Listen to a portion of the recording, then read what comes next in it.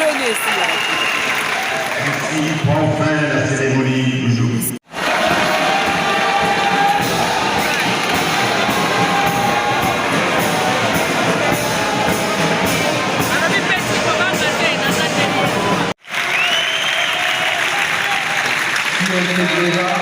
Qui va intégrer tous les acteurs de la justice. Parce que la justice, ce n'est pas la magistrature.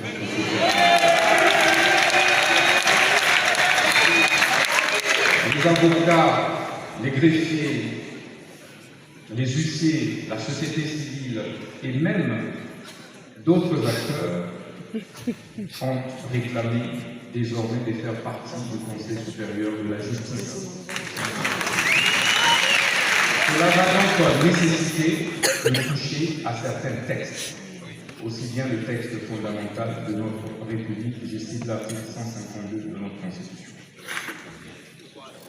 Excellence, Monsieur le Président de la République, concernant le statut des magistrats de parquet et ses rapports avec le ministre de la Justice, il faut clarifier. Le dualisme actuel et même le bicéphalisme créent beaucoup d'anarchie et n'aide pas à la bonne administration de la politique criminelle du gouvernement. Les participants, dans leur majorité, ont donc exprimé le vœu de pouvoir revoir la loi sur l'organisation, compétence et fonctionnement des juridictions de l'ordre judiciaire, en l'occurrence en son article 70.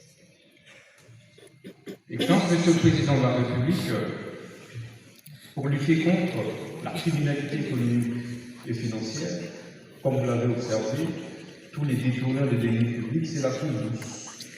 Ils font même des déclarations sur les médias et les réseaux sociaux, comme s'ils en avaient le droit.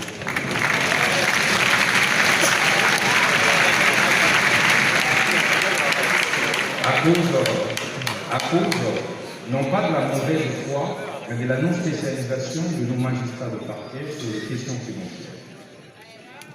Il est donc urgent que le parquet économique et financier soit mis en place.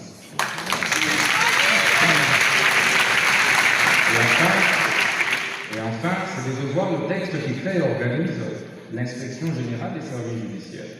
Il est anormal que certains juges, certains magistrats d'un certain niveau ne fassent l'objet d'aucun contrôle de leurs actes. Parce que l'inspection générale actuelle se limite à ne contrôler que les juridictions inférieures. Alors que tout le monde devait être contrôlé, y compris moi, votre ministère.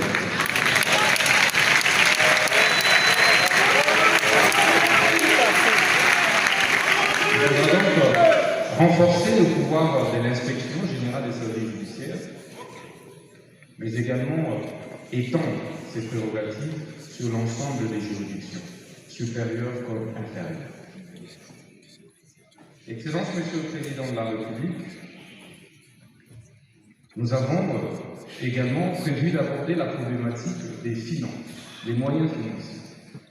Nous ne saurons rien faire de toutes ces recommandations s'il n'y a pas de moyens financiers, matériels et logistiques conséquents. Nous plaidons donc pour que nous puissions revoir à la hausse le budget qui est alloué à la justice, de 2 à 5% du budget. Ceci va évidemment permettre d'améliorer les conditions de vie des magistrats, améliorer les conditions de vie des greffiers, améliorer les conditions de vie et de travail des APJ,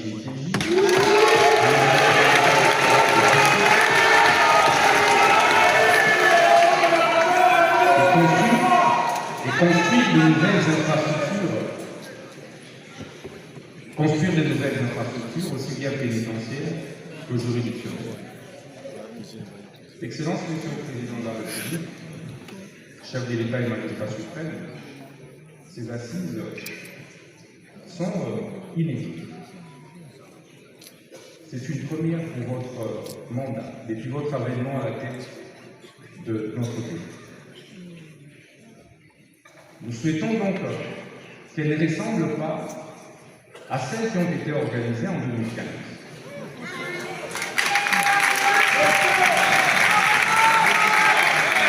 Nous plaidons, Excellence Monsieur le Président de la République, chef de l'État, pour que, au lendemain de la clôture qui sera faite tout à l'heure par votre auguste autorité, que des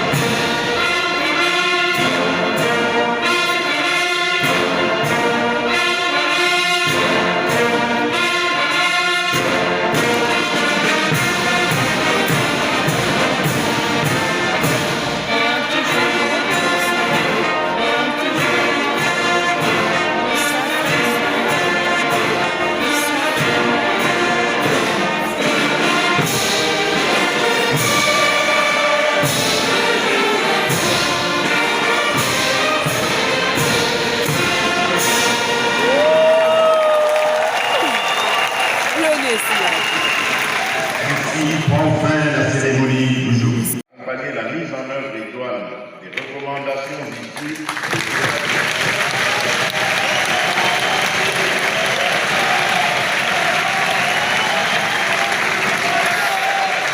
cette volonté de réforme incarne une priorité nationale, nécessitant une mobilisation sans faille. Dans cette perspective, le gouvernement recevra des directives claires pour déployer les ressources matérielles et financières indispensables au succès des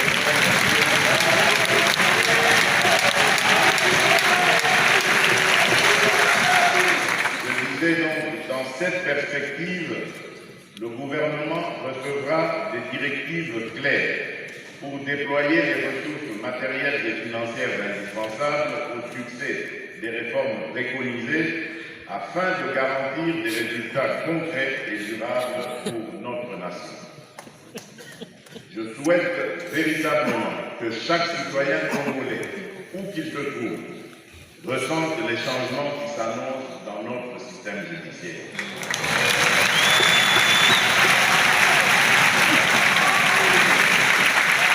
La justice est le socle de la stabilité de notre nation, le ciment de la paix sociale et le garant de notre unité nationale.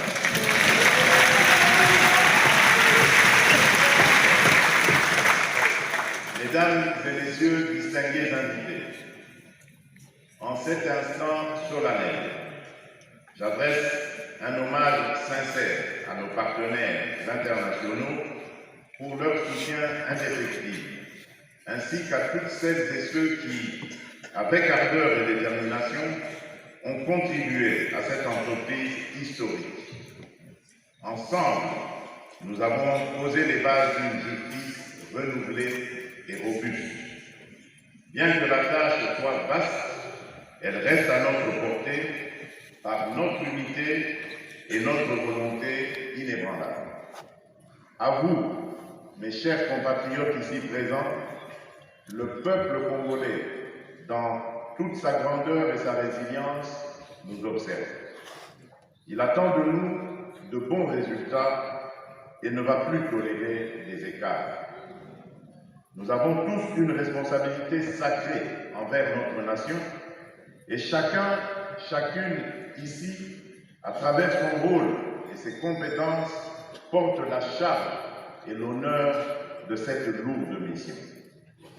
Ce jour sera marqué dans l'histoire comme celui où, unis, nous avons pris l'engagement solennel de restaurer la justice en République démocratique.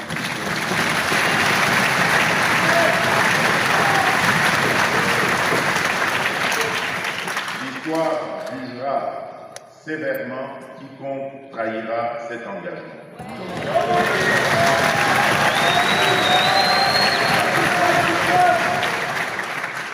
C'est sur cette note que je déclare officiellement clos les États généraux de la justice et du